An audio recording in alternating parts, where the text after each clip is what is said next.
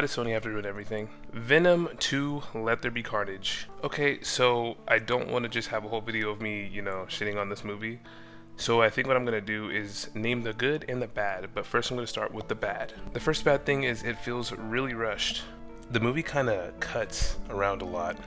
There's certain scenes where someone's dressed in one way, and then it's supposed to be like a very next scene they're dressed differently. It's stuff that you realize. So yeah, it definitely felt rushed.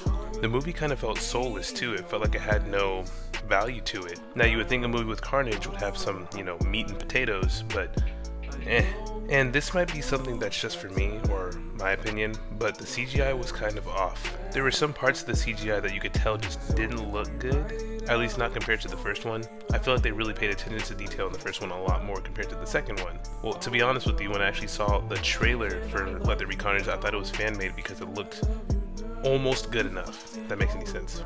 Another thing is there was a lot of awkward scenes in here. It's because the movie was going for something that we could see what they were going for, but they didn't execute it well.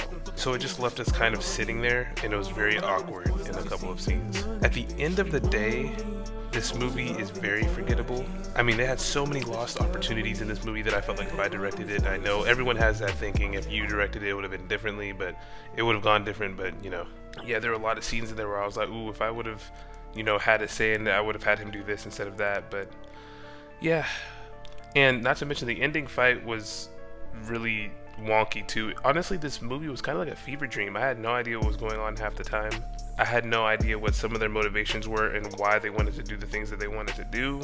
And there is a lot of forced in humor. It's almost like they're trying to be like Marvel, but just a tiny bit edgier. Marvel has that problem too with too much humor, but yeah, Sony just Now the good things, because I don't want to just shit on this movie the whole time.